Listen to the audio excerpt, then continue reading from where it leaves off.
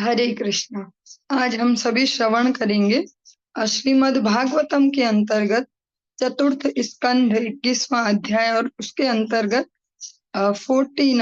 40वें श्लोक से आज हम प्रारंभ करने जा रहे हैं। ओम नमो भगवते वासुदेवाय। ओम नमो भगवते वासुदेवाय। ओम नमो भगवते वासुदेवाय। पुमान् लभ्येता नतिवेलमात्मनः प्रसीदतो अत्यन्त शमं स्वतः स्वयं यन्नित्यसम्बन्ध निषेवया ततः परं किमत्रास्ति मुखं हविर्भुजाम्। ब्राह्मणों तथा वैष्णवों की नियमित सेवा करते रहने से मनुष्य के हृदय का कलमश जो मैल होता है वो दूर होता है और इस प्रकार परम शांति तथा भौतिक आसक्ति से मुक्ति मिलती है और वह संतुष्ट हो जाता है। इस संसार में ब्राह्मणों की सेवा से बढ़कर अन्य कोई सकाम कर्म नहीं है, क्योंकि इससे देवता प्रसन्न होते हैं, जिनके लिए अनेक यज्ञों की संस्तुति की जाती है। महाराज पृथु अपनी प्रजा को लक्ष्य में रखते हुए उनको उपदेश कर रहे हैं। जब हम इस प्रकार के शब्द यहाँ पर सुनते हैं श्रीमद् भागवतम के अंतर्गत ब्राह्मण या ऐसे, और आज के वर्तमान परिवेश जिसमें हम रह रहे हैं, तो तुरंत से ही अजीब सा होगा ब्राह्मण वर्ड सुनते ही कि भैया इनको ही पूजिए, इनको ही कीजिए। लेकिन यहाँ पर राजनीति के लिए अनेक वर्षों से इन जातिगत जो शब्द हैं इनको अलग अलग प्रकार से यूज किया गया। हम सबकी कंडीशनिंग भी फिर वैसी ही हो चुकी है। लेकिन शास्त्रों में स्पष्टतया जहाँ वर्ड आता है ब्राह्मणी वैष्णवे, महाभारत का ये श्लोक है, आप सभी को याद ही है। आप सभी प्रसाद जब ग्रहण करते हो तब उच्चारण करते होंगे, महाप्रसादे गोविंद नाम ब्राह्मणी वैष्णवे, दोनों को साथ में रखा गया है। ऐसे ही यहाँ पर भी ब्राह्मणों तथा वैष्णवों की, ब्राह्मणों का तात्पर्य भी यहाँ पर केवल जातिगत शब्द नहीं है, जो ब्रह्म जिनकी चर्या में हो, ब्रह्म जानाति ब्राह्मण, जिनके जीवन के केंद्र बिंदु में भगवान हो, भगवान की प्रसन्नता हो, ऐसे जो आचरणशील ब्राह्मण है उनको लक्ष्य लेकर कहा जाता है। और साथ ही साथ जातिगत भी अगर बात करें तो उसमें भी शास्त्रों में कोई ऐसा शारीरिक दंड या इस प्रकार के कोई विधान का वह वर्णन नहीं मिलता। भले ही वो आचरणशील ना भी हो, पर उनके लिए कोई मृत्यु दंड या इस प्रकार के कोई दंडों का प्रावधान नहीं है। जो ऐसे आचरणशील ब्राह्मण हो, जो ऐसे भगवत भक्त वैष्णव हो, अगर उनकी निरंतर सेवा करें, जैसा कि हम सभी जब भी कक्षा प्रारंभ होती है तभी प्रार्थना करते हैं कि हमारे भगवान नाम में और हरि गुरु वैष्णव सेवा में रुचि उत्पन्न हो। ये यहाँ पर भी बात आ रही है, नियमित सेवा करते रहने से। और नियमित कैसे सेवा करेंगे अगर सेवा को हम केवल शरीर से ही जोड़ दें? नियमित नहीं कर पाएंगे। सेवा मानसिक भी होती है, सेवा वाचिक भी होती है और तन से तो होती ही है। जब तन से करने वाला अवसर उत्पन्न हो तो तन से सेवा करे, जब तन से सेवा करने वाला अवसर उपस्थित नहीं हो तो मन से कर सकते हैं, मन से अच्छे से सोच तो सकते हैं उनके लक्ष्यों के लिए। इस प्रकार से निरंतर अगर सेवा में रत रहेंगे, उससे क्या होगा? उससे ऐसा नहीं हो रहा कि हमें तो मजदूर टाइप बनाया जा रहा है या कुछ ऐसा अंध भक्त बनाया जा रहा है कि बस लगे रहो इनकी सेवाओं में। उससे ऐसा कोई उसका अभिप्राय नहीं है। निरंतर सेवा में लगे रहने से भगवत भक्तों की जो एक निष्ठ भगवत भक्ति जिनके हृदय में है और भगवान की सेवा में जो स्वयं निरंतर लगे रहते हैं, ऐसे कोई भक्त नहीं मिलेंगे कि जो कहलाए जाए भक्त और सेवा ना करते हो भगवान के। महाप्रभु की इस धारा में सेवक भगवान का विधान है। यहाँ पर ऐसा नहीं कहा जा सकता, जैसा आपने अनेक बार कई जगह श्रवण करते होंगे, ध्यान से श्रवण करेंगे।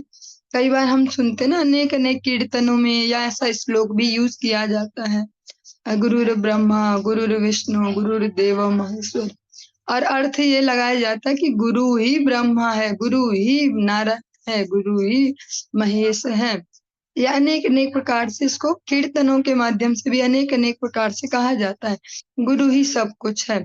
लेकिन जो ये वाला सांसारिक भाव है, ये जो चैतन्य महाप्रभु की ये धारा है गौड़ीय वैष्णव पद्धति, यहाँ ये विचार नहीं चलता।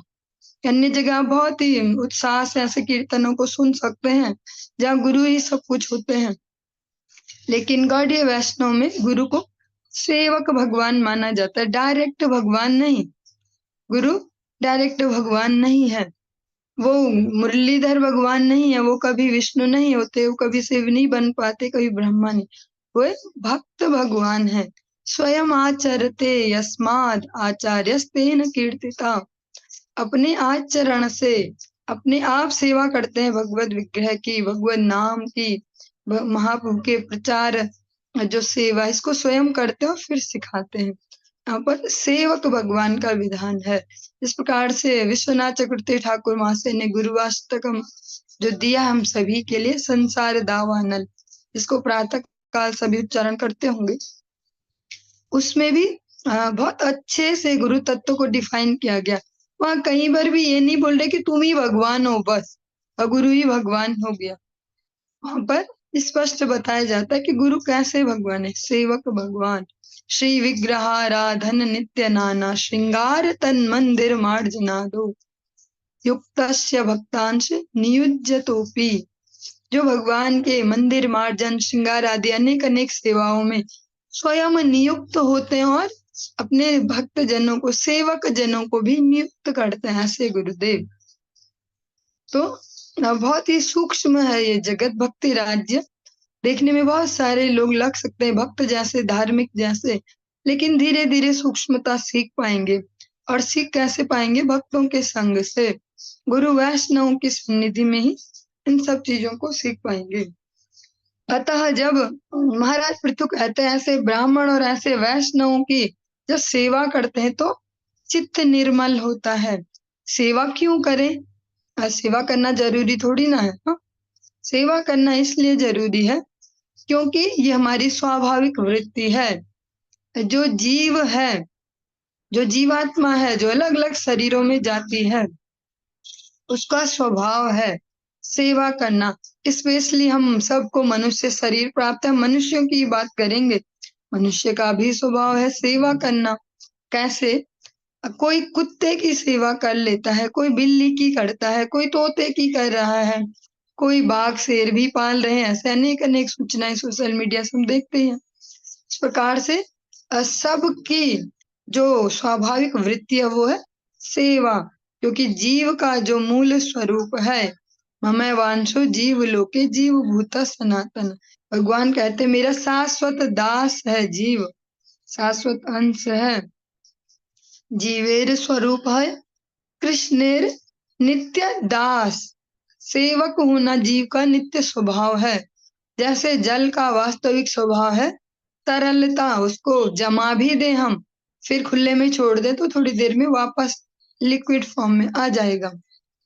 ऐसे ही जो जीव है, जो जीवात्मा है, जो अलग अलग शरीरों में भ्रमण करती है, उसका वास्तविक स्वरूप है सेवा करना।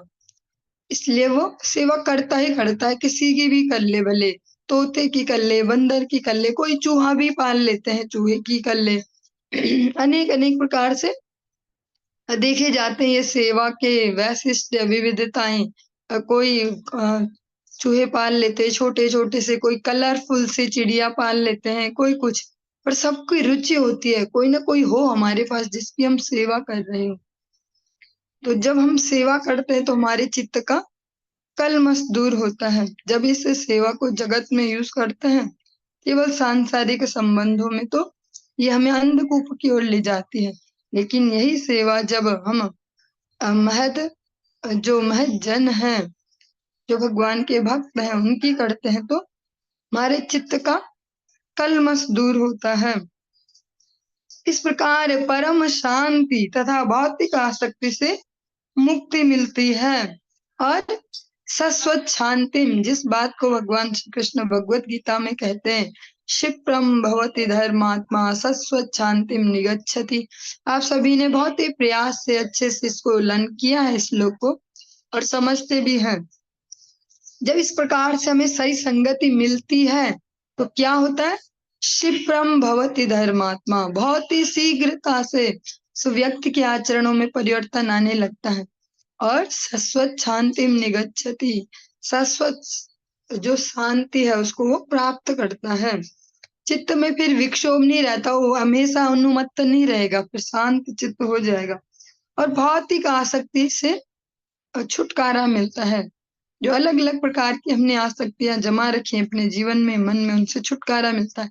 प्रैक्टिकली कैसे समझ सकते हैं? बहुत ही सरलता से। जब इस प्रकार से आप कोई बार बार कोई ऐसे इवेंट्स में जाते रहोगे, भक्तों के आसपास मिलोगे जुलोगे, उतनी उतनी देर के लिए तो सब झमेला छोड़ के ही जाते हैं। तो प्रैक्टिकली ऐसे भी समझ पाएंगे। धीरे धीरे आसक्ति की डोरी ढीली होती जाती है और वह संतुष्ट हो जाता है। इस संसार में जो भगवत भक्त हैं, जो ऐसे आचरणशील ब्राह्मण हैं, जो वैष्णव हैं, उनकी सेवा से बढ़ के अन्य कोई सकाम कर्म नहीं है। बहुत ही सूक्ष्म शब्द है यहाँ पर यूज किया गया, सकाम कर्म। इससे ऐसे समझेंगे कि अगर किसी कोई सच में स्वार्थी भी है कि सोचे हम तो अपने लिए ही करेंगे, हमें फायदा मिले, हमारा बहुत फायदा हो, तो सकाम कर्म उनको कहते, जिनके हम कर्मों के फल भी हम भोगते हमें चाहिए। इनमें भी सबसे श्रेष्ठ है ब्राह्मणों और वैष्णवों की सेवा। जो आचरणशील हैं उनकी सेवा, उससे भी फिर बड़ा सकाम कर्म कोई नहीं। सबसे बड़ा रिजल्ट भी वहां से मिलता है। सबसे सेंसिटिव है ये प्रसंग, समझ पाना इसको जीवन में। जो अपने जीवनों को प्रैक्टिकली गुरु वैष्णव की सेवा में नियुक्त करते हैं, अलग अलग प्रकार से, जिसके लिए जैसे पॉसिबल हो।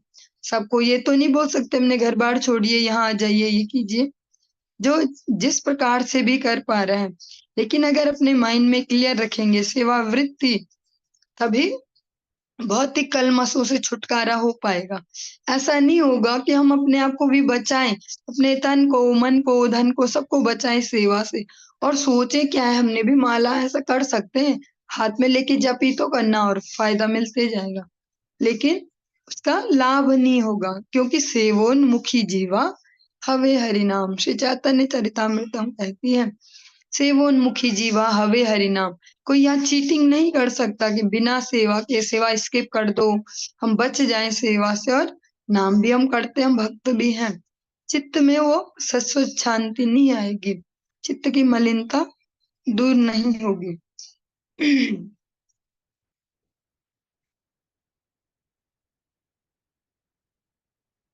अश्नात्यनन्तः खलु तत्त्वकोविदः श्रद्धाहुतं यन्मुख इज्जनामभि न वै तथा चेतनया बहिष्कृते हुतासने पारमहंस्य परयुग यगुः। यद्यपि श्री भगवान अनंत विभिन्न देवताओं के नामों से अग्नि में अर्पित हवियों को खाते हैं, किंतु वे अग्नि के माध्यम से खाने में उतनी रुचि नहीं दिखाते जितनी कि विद्वान साधुओं तथा भक्तों के मुख से भेंट को स्वीकार करने में, क्योंकि तब उन्हें भक्तों की संगति त्यागनी नहीं होती। बहुत ही सेंसिटिव है श्लोक, इसको कई बार गलत तरीके से भी यूज किया जा सकता है, जहाँ जिसको जैसी आवश्यकता हो, पर जो सही प्रकार से समझ पाए उसके लिए बहुत लाभप्रद है। आप सभी जब एकादशी तिथि में एकादशी कीर्तन को करते हैं, आप सभी ने कक्षाओं के माध्यम से एकादशी का जो कीर्तन है उसको भी स्मरण किया है, सभी धन्यवाद के पात्र हैं। उसमें आप एक 5th वाला स्टैंजा में बोलते हैं, प्रसाद सेवा करीते हया सकला प्रपंच जाया, सकला प्रपंच जाया। जो प्रसाद सेवा है, यहाँ पर डायरेक्ट जो अन्न प्रसाद है, भक्तों को निमंत्रित करके भगवान को भोग लगा के उनको प्रसाद पवाना, इसको डायरेक्ट ही कहा गया है। कि भगवान जो यज्ञों में आहुति दी जाती है अनेक अनेक देवताओं के नाम पे, और उससे भगवान लेते हैं, क्योंकि उन सब का भी फाइनल जो भोक्ता है भगवान ही है। अहम ही सर्व यज्ञानाम भोक्ता च प्रभु रेव च। किसी के भी निमित्त यज्ञ करिए, फाइनली भगवान ही उसको लेने वाले हैं। लेकिन महाराज पृथु कहते हैं भगवान इस विधि से खाने में ना ज्यादा इंटरेस्टेड नहीं होते, ज्यादा प्रसन्न नहीं होते। प्रसन्न कैसे होते हैं कि अगर उनके जो भक्त हैं, आचरणशील भक्त हैं, ऐसे भक्तों को भगवान को निवेदन करके अन्न प्रसाद पवाया जाए, भगवान उनके मुख के माध्यम से खाने में ज्यादा प्रसन्न होते हैं। अगर आप सभी को स्मरण हो, तृतीय स्कंद में भगवान कपिल और माता देवहूति के प्रसंग को आपने श्रवण किया था। वहां भी कुछ इसी प्रकार से आपने श्रवण किया था कि अगर घी की आहुति यज्ञ में डाली जाए, उससे ज्यादा प्रसन्न भगवान होते अगर उस घी में पकवान बना के भगवान को निवेदित करके भक्तों को खिलाया जाए। वहां भी आपने प्रैक्टिकली ये सुना था। श्रीमद् भागवतम में जो सार है वो सब एक ही है, अलग अलग प्रकार से हम सुनते हैं उसको अलग अलग भक्तों के प्रसंग में। क्यों? क्योंकि जब ऐसे में भगवान को फिर भक्तों से दूर नहीं जाना पड़ता, और जो वो व्यक्ति सेवा कर रहा है वो भी भक्तों की सन्निधि में। और भगवान तो स्पष्ट ही कहते हैं ना हम वसांसि वैकुंठे योगीनां हृदये न च मद्भक्ता यत्र गायन्ति तिष्ठामि तत्र नारदम्। इस प्रकार से आप सब श्रवण करते हैं। इसलिए जो ये प्रसाद सेवा है ये बहुत सेंसिटिव है, इससे हम जल्दी से भक्ति में विकास भी कर सकते हैं। लेकिन इसके साथ एक लेकिन भी है, साथ में हम इसकी सावधानी भी सीखेंगे।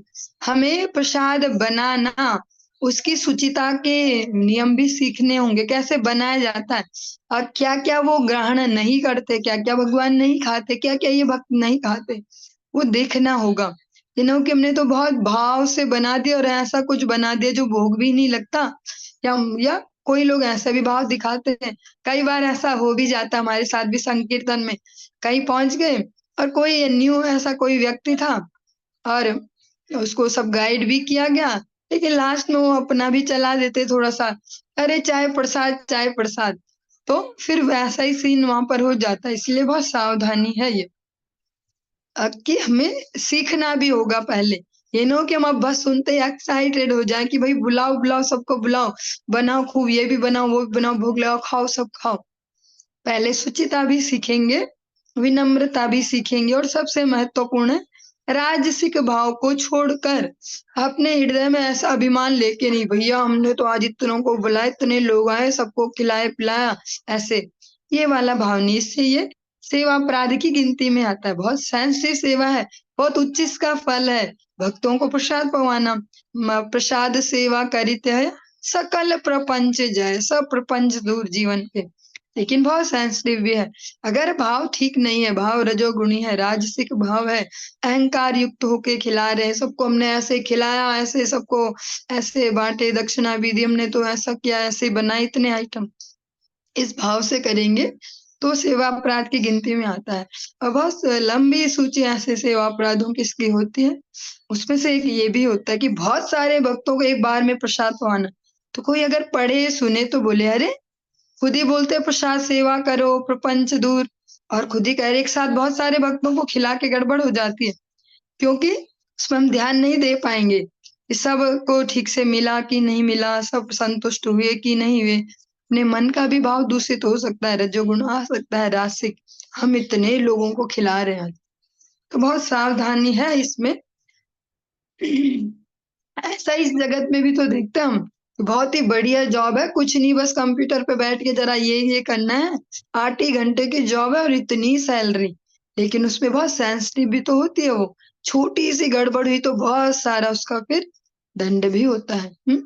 ऐसा ही यहाँ पर भी है, बहुत सेंसिटिविटी के साथ हम सीखेंगे, और सरल भी है ये, केवल डराना तो नहीं है, ये डराया भी नहीं जा रहा कि ऐसे ऐसे, पर सीखना तो होगा ही, बिना शिक्षा के सेवा थोड़ी मुश्किल होगी। यहाँ पर एक एग्जाम्पल बहुत सुंदर अद्वैताचार्य जी का दिया गया है। उन्होंने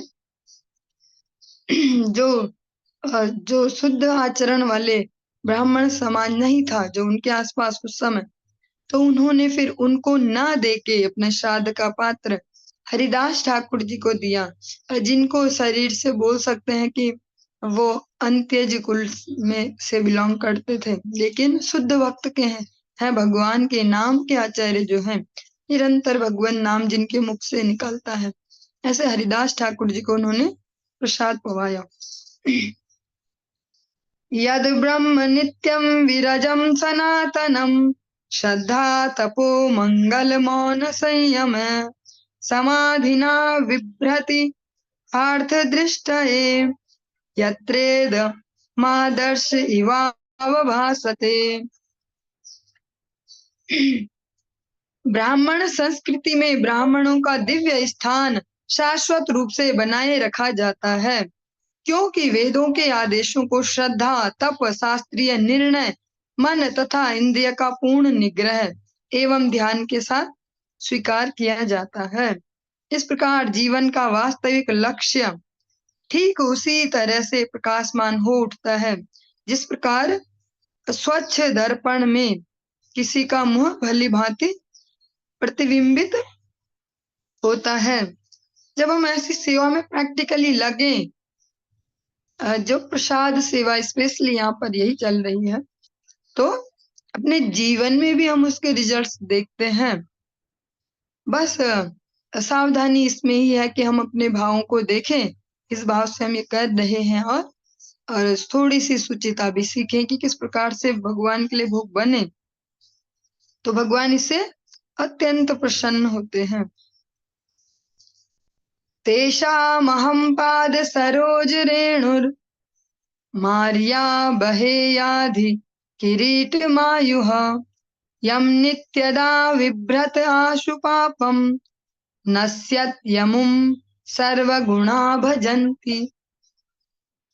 यहाँ पर समुपस्थित है आर्यगण, मैं आपका आशीर्वाद चाहता हूँ कि मैं आजीवन अपने मुकुट में ऐसे ब्राह्मणों तथा वैष्णवों के चरण कमलों की धूलि ग्रहण करता रहूं। जो ऐसी चरण धूलि धारण करता है वह शीघ्र ही पापमय जीवन से उत्पन्न समस्त कर्म फलों से मुक्त हो जाता है और अंततः समस्त उत्तम तथा वांछित गुणों से परिपूर्ण हो जाता है। बहुत ही सेंसिटिव श्लोक है ये। श्रीमद् भागवतम का प्रत्येक श्लोक ही संवेदनशील है, अगर शर्त यही है कि हम उसको समझने का प्रयास कर पाए, विनीत भाव से अगर सुने, चैलेंजिंग मूड में नहीं कि अरे क्या क्या दिया, यहाँ तो शायद किसी ब्राह्मण ने तो नहीं लिख दिया होगा सब कुछ, ऐसे प्रकार से। यहाँ पर समुपस्थित है आर्यगण, जो महाराज पृथु हैं, जो स्वयं भगवान के सत्यावेश अवतार हैं। वो कहते हैं कि हे आर्यगण, जो आप सब यहाँ पर उपस्थित हैं, मुझे आपसे ना एक आशीर्वाद चाहिए। और आशीर्वाद क्या चाहिए? आशीर्वाद ये चाहिए कि जो ये मेरा मुकुट है ना, इतना उन्नत उज्जवल, ये चक्रवर्ती सम्राट का जो ये मुकुट है, ये हमेशा ऐसे आचरणशील ब्राह्मण और ऐसे आचरणशील वैष्णव के चरण कमलों की धूलि में को धारण करता रहे। मीन्स मैं उनको प्रणाम करता रहूं, तभी तो धूलि टच हो पाएगी। ये जो वैष्णव की जो चरण रेणु है, इसकी बहुत बड़ी महत्ता है, सूक्ष्मता से भी और स्थूलता भी, दोनों में ही इसकी बहुत बड़ी महत्ता है। प्रहलाद महाराज इस बात को कहते हैं, महत्पाद रजोभिषेका। जो भक्ति है ना, वो अपने प्रयास से या किसी दूसरे के सिखाने से ऐसे नहीं आ पाती। कैसे आती है? जो महद जन है, जो भगवान के भक्त हैं, शुद्धता से जो भगवान की भक्ति कर रहे हैं, कोई लौकिक स्वार्थ को लेकर नहीं, जो केवल भगवत प्रसन्नता के लिए भगवत सेवा कर रहे हैं, ऐसे भक्तों की चरण धूलि जब हम धारण करते हैं प्रैक्टिकली, यहाँ पर कोई ऐसा नहीं शब्दों का जाल बुना जाएगा कि उनको बस प्रणाम करते हैं, प्रैक्टिकली चरणों की धूल को ऐसे धारण करते हैं, उसमें स्नान करते हैं, तो उससे क्या रिजल्ट आता है? जो हमारा जीवन है अनेक अनेक प्रकार के पापों से युक्त है। सुनने में थोड़ा अजीब लगेगा कि कैसे, हम तो कुछ पाप नहीं करते, चोरी करने भी नहीं जाते, कोई मर्डर भी नहीं कर रहे, ऐसा कुछ नहीं करते। लेकिन हर दिन हमारे जीवनों में कितना पाप चलता ही रहता है। आजकल बरसात का मौसम है, हर दिन कम से कम 10-20 छोटे-मोटे कीड़े तो मर ही जाते होंगे अलग-अलग प्रकार से, भले हम काउंट ना भी करें। और ये तो बहुत सूक्ष्म हो गया, लेकिन वैसे भी मन से भी कभी किसी की चुगली, निंदा, इस प्रकार से अनेक प्रकार से जीवन पापग्रस्त रहता है। जो ऐसा पापमय जीवन है, जो उससे उत्पन्न होने वाले कर्म फल हैं, जो व्यक्ति ऐसे महत जनों की चरण रेणु में स्नान करता है, मस्तक पर धारण करता है, वो उसके पापमय जीवन से फिर उसको छुटकारा मिल जाता है। वो वही स्टॉप हो जाता है, वो एक उज्जवल जीवन की ओर अग्रसर होता है और अंततः समस्त उत्तम तथा वांछित गुणों से परिपूर्ण हो जाता है। और फिर वैष्णव संगति में, ऐसे साधु जनों की संगति में धीरे धीरे उसका जो जीवन है, उसको भी पता नहीं चला कि कब मैं आगे बढ़ रहा हूँ, कब मेरा जीवन स्वच्छ होते जा रहा है, साफ सुथरा एक जीवन हो रहा है, उज्जवल विचार होते जा रहे, उज्जवल चरित्र हो रहा है। इसलिए जो वैष्णव चरण रेणु है उसकी बहुत बड़ी महिमा है। हमने प्रथम स्कंद में श्री नारद जी के मुख से भी श्रवण किया था उनके पूर्व जन्म की कथा को, कि उन भक्तों की, उन वैष्णव की चरण रेणु धारण की, उनका उच्छिष्ट प्रसाद पाया, उनसे उपदेश ग्रहण किया, उसको जीवन में उतारा। सब साथ में ही होगा, एक ही एक से काम नहीं बनेगा। हम गए और बार बार ड्रामा करें वहां पे, अरे महाराज जी आपकी चरण धूली महाराज जी, ऐसे नहीं। चरण धूली ग्रहण की, उच्छिष्ट प्रसाद पाया और उनके उपदेशों को सुना और जीवन में अप्लाई किया, मनन भी किया, अपने जीवनों को परिवर्तित किया, तब जाके बहुत ही सुंदर जीवन प्राप्त होता है। बहुत ही सुंदर एक कीर्तन है, उसके छोटी सी बीच की गौड़ीय वैष्णव कीर्तन है। वैष्णवेरा पदा धूली ताहे मोर स्नान केले, अर्पण मोर वैष्णवेर नाम, धन मोर नित्यानंद, पति मोर गौरा चंद्र, प्राण मोर युगल किशोर। जो भगवान के शुद्ध भक्त हैं गोस्वामीगण, वो इस प्रकार से प्रार्थना करते हैं कि जो वैष्णव की चरण धूली हो वो मेरे स्नान के लिए बने। स्नान के लिए में हमारे लिए तो साबुन हो सकती है, पानी हो सकता है, ऐसे अलग अलग शैम्पू या जो जो भी चलता हो ऐसा कुछ। लेकिन यहाँ पर कहते वैष्णवेर पद धूली, जो वैष्णव जन है, जो भगवान की शुद्धता से भक्ति कर रहे हैं, बिना स्वार्थ के, निष्कपट भक्त, एक निष्ठ भक्त, जैसे हम अपने गुरु वर्ग को देखते हैं, उनके आचरण में देखते हैं, बिना कलुषता के, बिना कोई स्वार्थ परकता के हम सभी को भी आश्रय देते हैं, अनेक पापों के साथ ही हमें स्वीकार करते हैं। ऐसे जो महत जन है, उनकी जो चरण रेणु है, चरण धोवन है, जो जल है वो, और उनकी जो वाणी है, उन सबसे हमारा नित्य मंगल होता है। गुणायनम शील धनम कृतज्ञम वृद्धाश्रयम सवृणतेनु संपदः, प्रसीदतां ब्रह्मकुलं गवाम च जनार्दनः सानुश्चरश्च मह्यम। जो कोई भी ब्राह्मणत्व के गुणों अर्थात सदाचार, कृतज्ञता तथा अनुभवी लोगों का आश्रय लेना, यहाँ पर 3 प्रकार से भी कंक्लूड किया गया है, जमा किया गया है ब्राह्मण के आचरण को। सदाचार हो, सदाचार के अनेक अनेक बहुत बड़ा फील्ड हो सकता है। मानसिक सदाचार हो, जीवन का आचरण पवित्र हो, शुद्धता, अंतः बाह्य की पवित्रता, ये सब इसके अंतर्गत आएगा। कृतज्ञता, भगवान के प्रति भी और भगवत भक्तों के प्रति भी थैंकफुलनेस, जिसको कह सकते हैं धन्यवाद वाला भाव, कृतज्ञता। और अनुभवी लोगों का आश्रय लेना। अनुभवी लोगों का आश्रय लेना मीन्स जो अनुभव प्राप्त हैं, जो स्वरूप सिद्ध, जो भगवत भक्त हैं, उनके आश्रय में, उनके जो आशीर्वचन है उनमें अपने जीवन को चलाना, वो प्राप्त कर लेता है। जब कोई इन गुणों को धारण कर लेता है तो उसे संसार का सारा ऐश्वर्य प्राप्त हो जाता है। उसे जिसको भी वो ऐश्वर्य समझता हो सब उसे प्राप्त हो जाता है। अतः मेरी यही चाह है कि पूर्ण पुरुषोत्तम भगवान अपने पार्षदों सहित ब्राह्मण कुल, गायों तथा मुझ पर प्रसन्न रहें। उन्होंने केवल अकेले अपने लिए नहीं मांगा, हाँ, अकेले अपने लिए नहीं बोल रहे मुझ पर प्रसन्न रहें। अपने भगवान अपने पार्षदों सहित, भगवान के पार्षद भी प्रसन्न रहें। ये नहीं अकेले बस भगवान कृष्ण ही हमारे, भगवान कृष्ण को ही जानते, उनके पार्षदों को नहीं जानते, ऐसा नहीं। भगवान और उनके पार्षद हम सबके प्रति दयालु हों। किन सबके प्रति? ब्राह्मण कुल, गाय और मुझ पर, जो मैं राजा हूँ जिसने पूरी प्रजा को दिशा देनी है। मुझ पर प्रसन्न होंगे तो मेरी बुद्धि सही होगी, मेरी बुद्धि सही होगी तो प्रजा को ठीक से हैंडल कर पाऊंगा। और गायों पर प्रसन्न रहें, ब्राह्मण कुल पर, जो बुद्धि वर्ग है, जो बुद्धिजीवी वर्ग है उस पर प्रसन्न रहें। मैत्रेया उवाच इति ब्रुवाणं नृपतिं पितृदेव द्विजातयः तुष्टो वुर्हष्ट मनसः साधुवादेन साधवः। श्री मैत्रेय मुनि ने कहा, राजा पृथु को इस प्रकार संभाषण करते सुनकर सभी देवताओं, पितृलोक के निवासियों, ब्राह्मणों तथा उस सभा में उपस्थित साधु पुरुषों ने अपनी शुभ कामनाएं व्यक्त करते हुए साधुवाद दिया।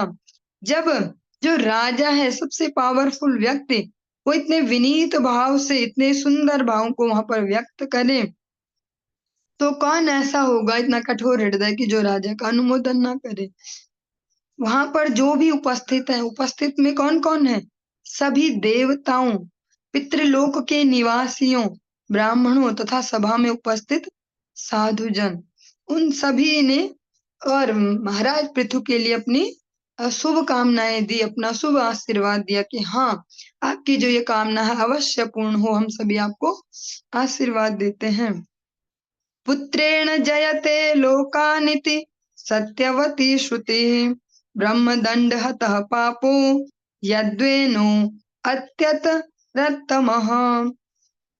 उन सब ने घोषित किया कि वेदों का यह निर्णय पूरा हुआ कि पुत्र के कर्म से मनुष्य स्वर्ग लोकों को जीत सकता है, क्योंकि ब्राह्मणों के शाप से मारा गया अत्यंत पापी वेन अब अपने पुत्र महाराज पृथु के द्वारा नारकीय जीवन के गहनतम अंधकार से उबारा गया था।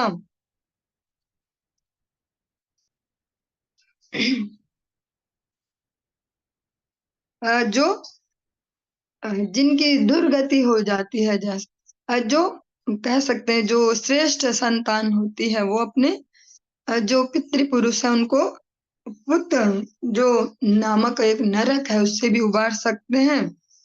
और इस प्रकार से महाराज पृथु को देखते हुए सभी ने घोषित किया, उन सभी ने घोषित किया, उन सभी ने अपनी स्टैंप लगाई, ठप्पा लगाया, मुहर लगाई कि जो वेदों में कहा गया है ना वो आज सत्य हो गया।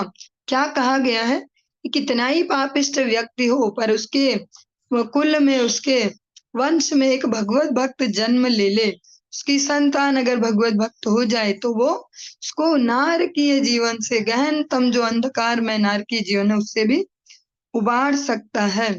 क्योंकि यहाँ पर जो वेन है, सभी ने, आप सभी ने श्रवण किया राजा वेन का आचरण। ऐसे वेन जिनको मजबूर होकर साधु समाज ने ही मर्डर कर दिया, ऐसे अपने शब्दों में बोले, लोकल शब्दों में, कि इतना पापी है कि उनसे, जिनमें इतनी सहन शक्ति होती उनकी सहन शक्ति भी अब गई। अब सबने मिलके अपने योग बल से उनको मार दिया। लेकिन पृथु महाराज ने भगवान की ऐसी उत्तम भक्ति की, ऐसे सदाचारी जीवन जिया, भगवान के अनुकूल अपने जीवन को बनाया, तो ऐसे पापी वेन को भी उद्धार प्राप्त हो गया, उनकी भी मुक्ति हो गई नारकीय जीवन से।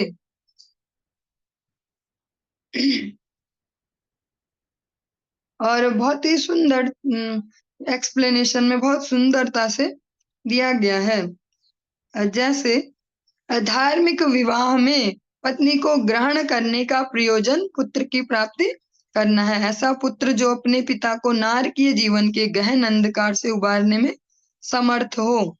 विवाह का उद्देश्य इंद्रिय तृप्ति नहीं, अपितु अपने जो पितृपुरुष है उनको उबारने वाले योग्य जो पुत्र है। यहाँ पर हम पुत्र और पुत्र को केवल इस प्रकार से नहीं देखेंगे कि बेटा को ही बोला जा रहा है, इसमें संतान लेंगे, क्योंकि मीराबाई जी तो पुत्री थी, लेकिन ऐसा तो नहीं बोल सकते कि उनके माता पिता की अधोगति हुई होगी। किंतु यदि पुत्र का पालन इस प्रकार से किया जाए कि वह अयोग्य असुर हो जाए, तो फिर वह अपने पिता को नारकीय जीवन से कैसे उबार सकता है। अतः पिता का यह कर्तव्य है कि वह स्वयं भी भगवान का भक्त हो और बच्चों को भी भगवत भक्ति सिखाएं। तब यदि चलिए फिर महाराज पृथु के सदृश ही वो अपने पूर्व पुरुषों को उद्धार कर सकते हैं।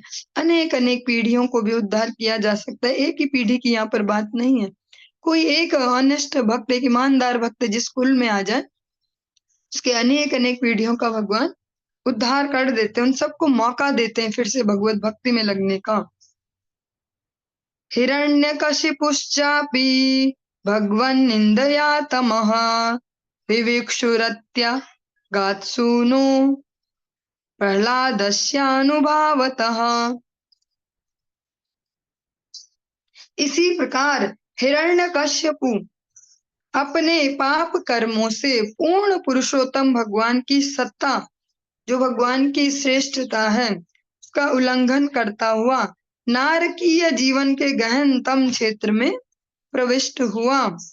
किंतु अपने महान पुत्र प्रहलाद महाराज की कृपा से उसका भी उद्धार हो सका और वह श्री भगवान के धाम वापस चला गया।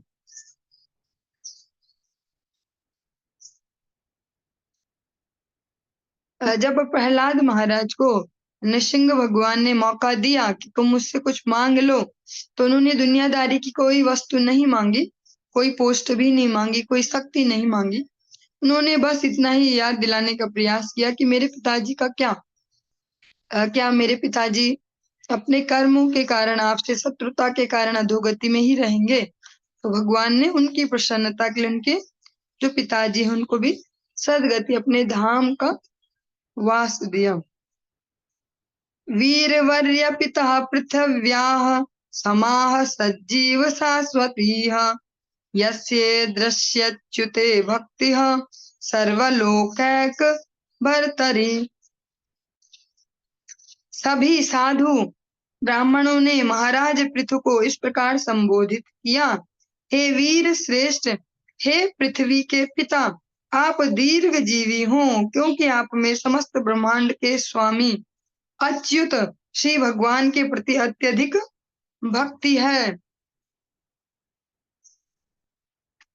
सभी ने मिलकर उनको आशीर्वाद दिया कि आप दीर्घ जीवी हो, क्योंकि आप में भगवान के लिए निर्मल भक्ति है। जो निर्मल भक्त हैं वो जितने लंबे समय तक रहेंगे अपने इन देहों में, वे अनेक अनेक लोगों को उनके पापमय जीवनों से मुक्ति दिलाकर भगवत धाम की ओर अग्रसर कर सकते हैं। इसलिए सभी साधु जन एक साथ एक स्वर में उनको चिरंजीवी होने का आशीर्वाद प्रदान करते हैं।